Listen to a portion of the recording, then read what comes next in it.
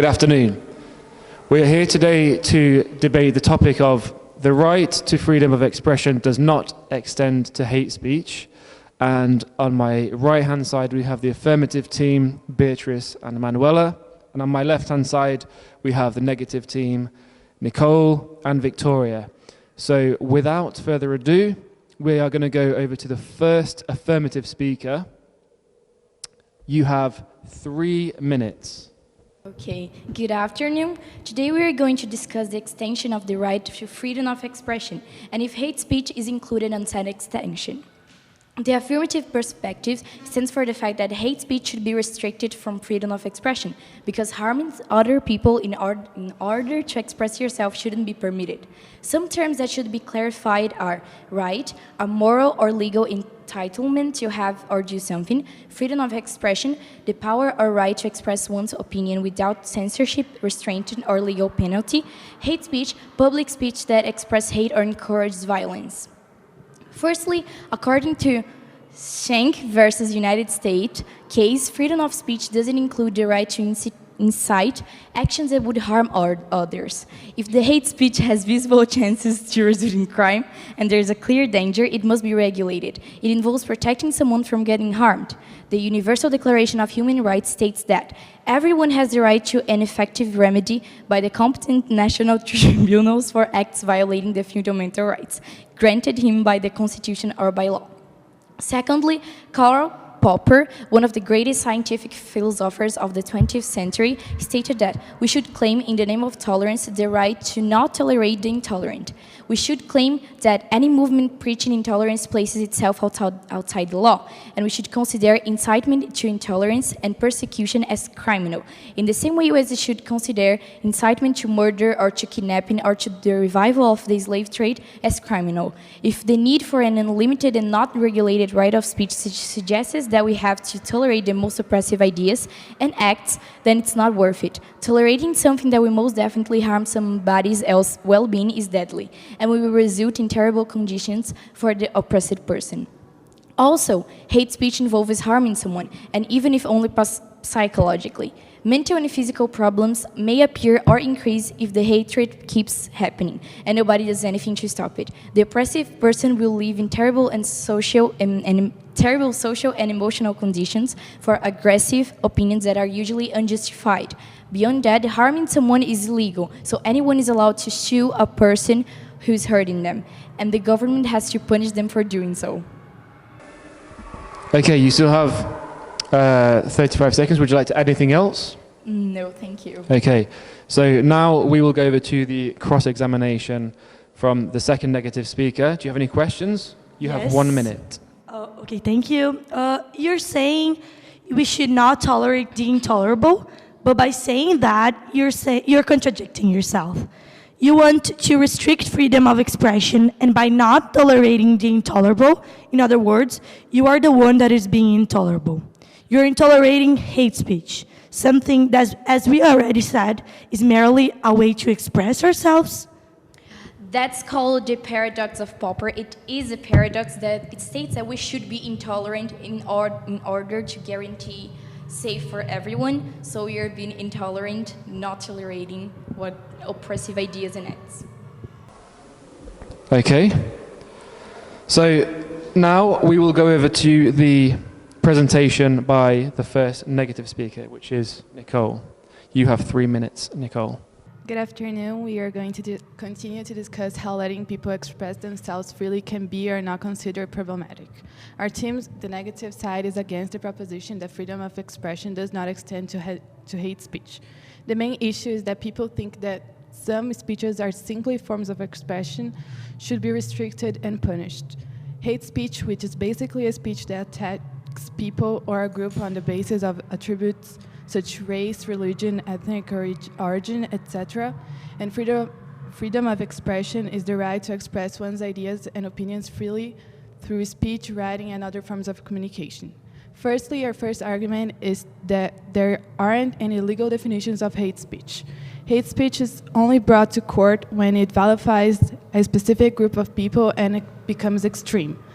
The hate speech that is presented on our daily lives affects us as individuals and as groups is not relevant enough and doesn't deserve to be regulated.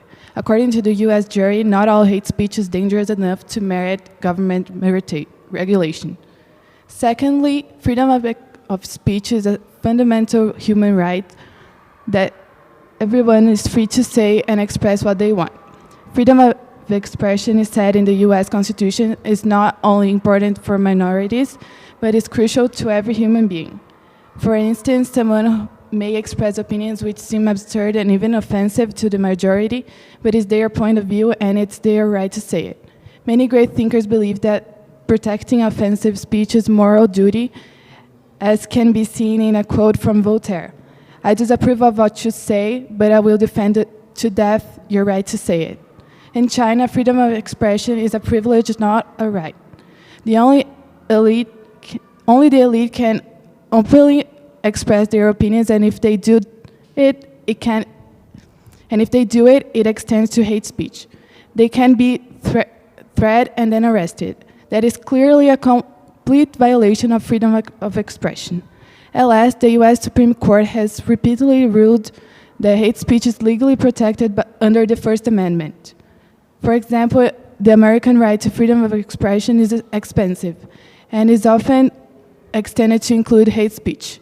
Even though hate speech is addressed in the First Amendment of the US Constitution, adopted in 1791, there is not a legal line between it and free speech. As every citizen has the right to express his or her opinions, hate speech should not be restricted, or else freedom of expression is going to be limited, and that goes against the Constitution. Okay. So, now we're going to go over to the affirmative team. Would you like to make a cross-examination, or you have any questions? No? Okay. So now we are going to go over to the rebuttals by the first negative speaker, which I believe is you, Victoria. You have 2 minutes. As we already said in our second argument, and according to the American Library Association, the line between free speech and hate speech is very thin, as there is no standard definition of hate speech. Hate is subjective, and the term is normally used to cover forms of expression aimed at persecuting people by vilifying their racial, ethnic, or other identities. Saying you don't like a group of people and saying they should all have been killed are not different things. Even though they don't have the same extremity, they are both forms of expression, opinions formed by citizens, and therefore it is their right to express themselves. As we already said, hate speech cannot be brought up to court because of its lack of this definition. The same goes to discussing what is tolerable and what is not. You're saying that simply expressing your opinion about others is intolerable because it might harm somebody else. If people have to repress themselves not to harm psychologically others when simply expressing their opinions, then they are the ones that are going to get harmed as their fundamental rights are being violated. Finally, how is the government supposed to punish someone for something that, as we already stated, is relative and clearly not addressed in the Constitution? And why should someone be punished because of their opinions? Expressing ourselves is a human right and a fundamental one. If someone is punished for saying something or for simply expressing themselves, then this restriction is against the US Constitution and the UN human rights. Thank you. Okay, thank you. Do you guys have any questions or counter cross-examination for that? No? Okay. So now we will go over to the rebuttal by the second negative speaker, which I believe is you, Manuela. You have 2 minutes. Thank you for the time. Firstly, I would like to say that as this is a global issue, I would like to state that a number of different UK laws outlaw hate speech.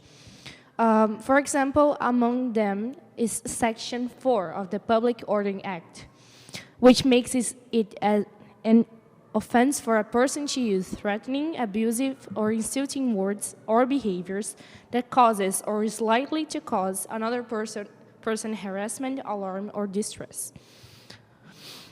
This law has been revised over the years to include language that is deemed to incite racial or religious hatred, or also known as hate speech. Secondly, speech has traditionally been important for minorities, yes. However, its use without regulation affects those groups the most. For example, Cambridge Dictionary defines defines minority as a group of people who share some characteristic by birth that makes their group smaller than some other groups and may cause others to treat them unfairly. Some examples of minorities are homosexuals or African Americans, the most affected by hate speech. Finally,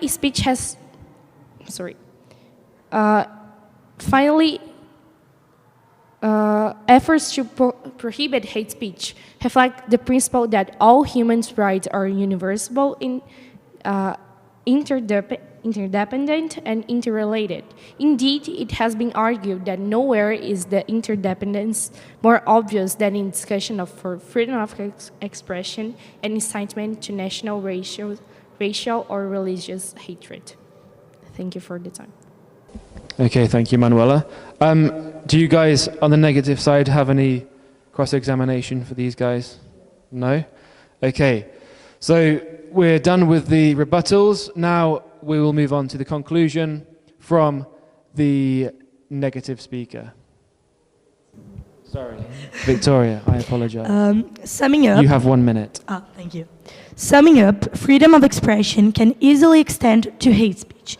And as we have proposed and justified, there shouldn't be a restriction to it. Everyone should be able to express themselves the way they want without any punishment, because free speech is a fundamental human right protected by the Constitution and by the United Nations. Okay, you still have 35 seconds. No, you're okay? Okay, so now the affirmative team. Manuela, you have 1 minute.